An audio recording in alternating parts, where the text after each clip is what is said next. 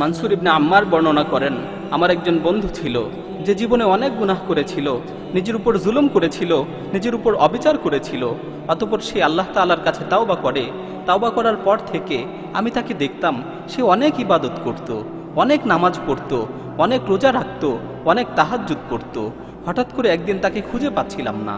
আমি তার খোঁজে তার বাড়িতে গেলাম। আমি দরজায় গিয়ে আওয়াজ দিলাম, ভিতর থেকে তার মেয়ে বের হয়ে আসলো। আমাকে জিজ্ঞেস করলো, কাকে খুঁজছেন? তখন আমি বললাম, তোমার আব্বুকে যে বলো অমুক এসেছে। অতঃপর আমাকে ভিতরে আসতে বলা হলো। আমি ভিতরে প্রবেশ করলাম। আমি দেখলাম সে বাড়ির মাঝখানে শুয়ে আছে। তার চেহারা বিকৃত হয়ে গেছে, তার চোখগুলো বড় বড় হয়ে গেছে। তখন আমি তার এই অবস্থা দেখে বললাম, হে আমার ভাই, আমার ভয় হচ্ছে। হে আমার ভাই, তোমার এই অবস্থা দেখে আমার ভয় হচ্ছে।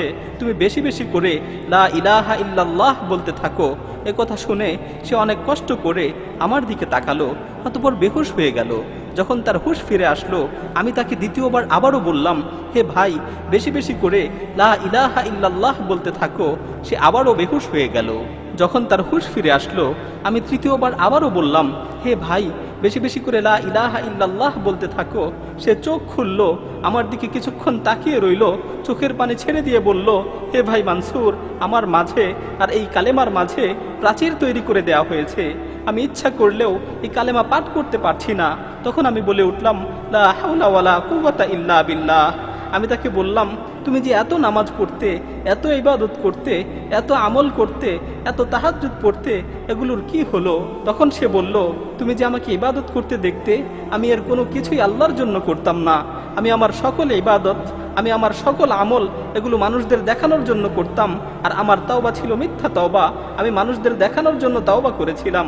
আমি মূলত বাহ্যিকভাবে মানুষদের দেখানোর জন্য ইবাদত করতাম, কিন্তু আমি যখন একাকী থাকতাম, আমি আমার ঘরের দরজা বন্ধ করে দিয়ে মদ পান করতাম। আমি নির্জন মুহূর্তে বিভিন্ন ধরনের গুনায় লিপ্ত হতাম। আমার মনে আছে, একবার আমি খুব গুরুতর অসুস্থ হয়ে গিয়েছিলাম। আমার ধারণা হচ্ছিল আমি আর বাঁচব না। তখন আমি আমার পরিবারের লোকজনকে বললাম, আমাকে ধরে বাড়ির মাঝখানে নিয়ে আসো এবং আমার নিকট একটি কোরআন শরীফ নিয়ে আসো। অতঃপর তারা আমাকে ধরে বাড়ির মাঝখানে নিয়ে গেল এবং আমার নিকট কোরআন শরীফ নিয়ে আসলো। আমি কোরআনকে খুলে পড়তে লাগলাম এবং আসমানের দিকে তাকিয়ে বলতে লাগলাম, হে পরম দয়ালু আল্লাহ, হে পরম দয়ালু আল্লাহ, এই কোরআনের মাধ্যমে তুমি আমাকে সুস্থতা দান করো। আমি তোমার সাথে ওয়াদা করছি, আমি তোমার সাথে প্রতিজ্ঞাবদ্ধ হচ্ছি, আমি আর কোনোদিন গুনাহ করব না, আমি আর কোনোদিন গুনার দিকে পা বাড়াবো না। আল্লাহ তাআলা আমাকে সুস্থতা দান করলেন। যখন আমি সুস্থ হলাম, তখন আমি আগের মতোই আবারও গুনায় লিপ্ত হলাম। প্রতিনিয়ত গুনাহ করতে থাকলাম। আল্লাহর সাথে কৃত ওয়াদার কথা একেবারেই ভুলে গেলাম। এভাবে গুনাহ করতে করতে বেশ কিছুদিন অতিবাহিত হয়ে গেল। এভাবে আল্লাহর নাফরমানি করতে করতে বেশ কিছুদিন অতিবাহিত হয়ে গেল। অতঃপর আমি দ্বিতীয়বার আবারও অসুস্থ হয়ে পড়লাম। আমি কঠিন রোগে আক্রান্ত হলাম। আমার আবারও মনে হচ্ছিল যে আমি আর বাঁচব না, আমি আর পৃথিবীতে থাকতে পারবো না। তখন আমি আমার পরিবারকে আবারও বললাম, তোমরা আমাকে উঠানে নিয়ে চলো, আমার কাছে কোরআন নিয়ে আসো। আমি প্রথমবারের মতো দ্বিতীয়বার আবারও প্রার্থনা করলাম। আমি আবারও আকাশের দিকে দুহাত তুলে বললাম, হে আমার প্রতিপালক, হে আমার প্রতিপালক, হে পরওয়ারদিগার, এই কোরআনের মাধ্যমে তুমি আমাকে সুস্থতা দান করো। আল্লাহ তাআলা আমার ডাকে আবারও সাড়া দিলেন, আমাকে রোগ থেকে মুক্তি দিলেন। আমি আবারও অঙ্গীকার করলাম যে আমি আর কখনোই গুনাহ করব না, আমি আর কখনোই গুনার দিকে পা বাড়াবো না।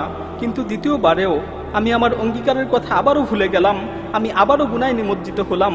আমি আবারও গুনার সমুদ্রে হাবুডুবু খেতে লাগলাম। এভাবে বেশ কিছুদিন অতিবাহিত হয়ে গেল। এরপর আমি তৃতীয়বার আবারও অসুস্থ হয়ে পড়লাম, যা তুমি এখন দেখতে পাচ্ছ। অতঃপর আমি আমার স্ত্রীকে বললাম, আমাকে উঠানে নিয়ে চলো, আমার কাছে কোরআন নিয়ে আসো। তারা আমাকে উঠানে নিয়ে গেল, আমার কাছে কোরআন নিয়ে আসলো। অতঃপর এবার যখন আমি তিলাওয়াত করার জন্য কোরআনকে খুললাম, আমি দেখতে পেলাম কোরআনের সমস্ত পৃষ্ঠাগুলো সাদা হয়ে গেছে। পুরো কোরআনের মাঝে একটি অক্ষরও আমার চোখে পড়ল না। আমি বুঝতে পারলাম আসমান ও জমিনের অধিপতি আল্লাহ সুবহানাহু ওয়া তাআলা আমার উপর রাগান্বিত হয়েছেন।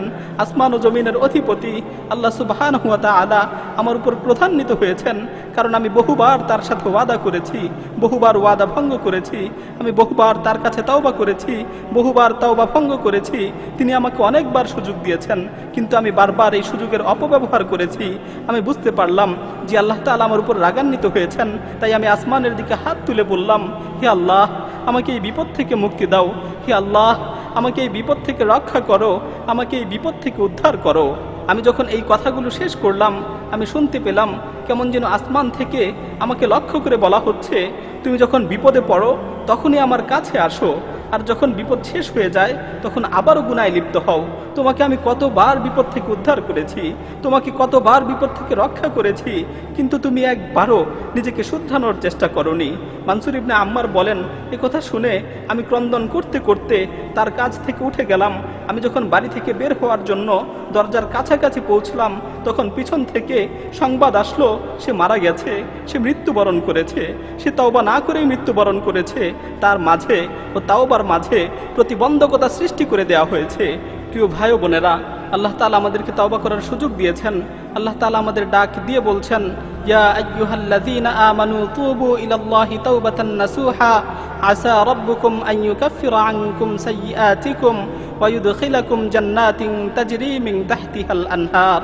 হে ঈমানদারগণ, তোমরা একনিষ্ঠভাবে আল্লাহর নিকট তওবা করো।